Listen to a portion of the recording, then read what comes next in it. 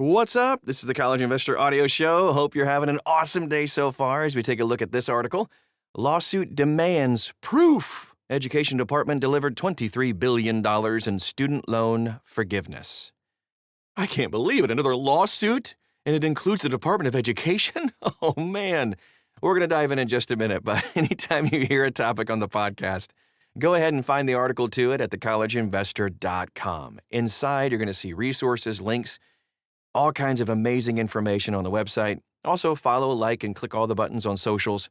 Just type in the words The College Investor. You'll find us. We'd love to help you wherever you are in your money journey. All right, let's dive in here. Another lawsuit to talk about.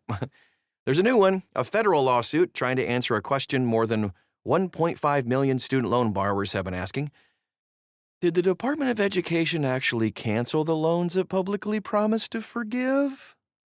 The Project on Predatory Student Lending, PPSL, sued the department on July 1st of 26 in the U.S. District Court for the District of Massachusetts after the agency sat on 15 FOIA, Freedom of Information Act, requests, some for more than 2.5 years, seeking records on how it carried out its announced group discharges. Now, it should be important to note this is actually before the election, so in the previous administration, some of these requests were already made. Anyway, the College Investor team has previously filed similar FOIA requests for borrower defense data, the latest with a response in 2023, which took roughly 14 months to process. Any presidential administration is bad about this. Here are the key points. Between April 22 and January 2025, the department announced 10 group discharges for borrowers who attended schools it found had engaged in widespread misconduct. We're talking Corinthian colleges, ITT Technical Institute. I've heard so many bad things about that place. Anyway, that's neither here nor there.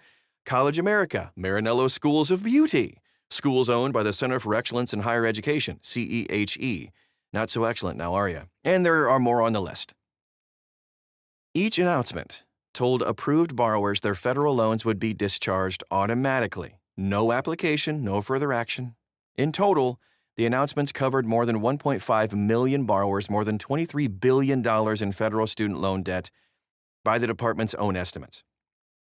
According to the lawsuit, the department has never really publicly released data on its progress toward fulfilling those commitments.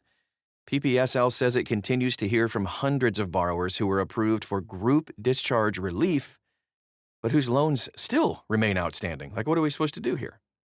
Here's why it matters. Group discharges were supposed to be the easy path towards student loan forgiveness.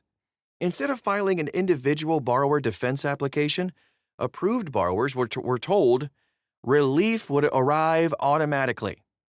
Along with it, a credit repair. And in some cases, even refunds.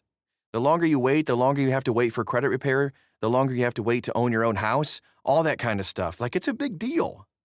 If loans that should have been canceled are still sitting on the account, which is still accruing interest, blocking mortgages, as I just mentioned, landing in collections, and that's never fun, borrowers may not even know they need to complain.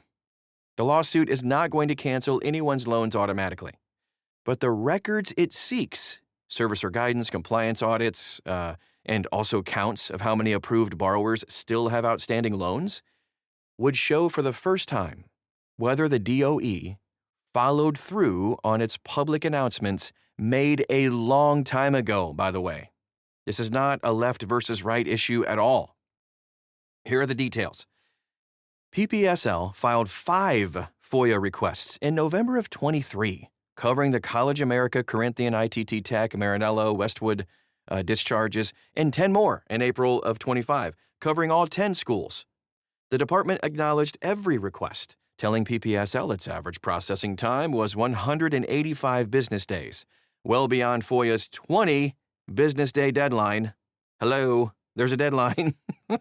As of the lawsuit filing date, all 15 requests were still listed as in process in the department's FOIA portal. Ugh.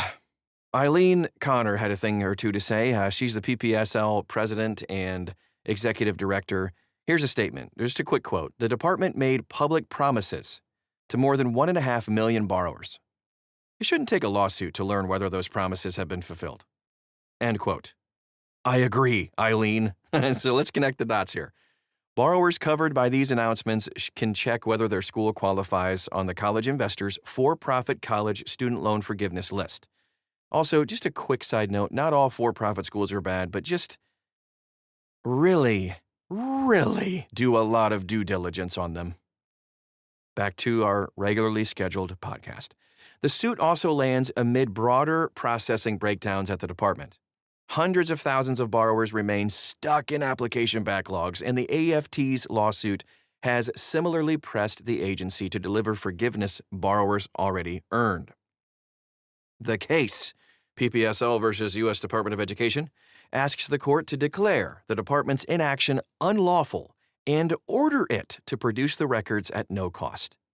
FOIA cases often end in negotiated production schedules, so documents could emerge in stages. Borrowers approved for a group discharge whose loans remain outstanding should contact their servicer and file a complaint with the FSA Ombudsman and keep records of both. All right. I hope this at least gives you some relief if you're one of the 1.5 million people stuck in this process, that there's some action being done. We will keep our eye on it. You can also follow and like on social media so you can get very up-to-date information anytime this is released. Just search for the words The College Investor, and you'll find us. Thanks again for stopping by today, and we'll talk to you again real soon.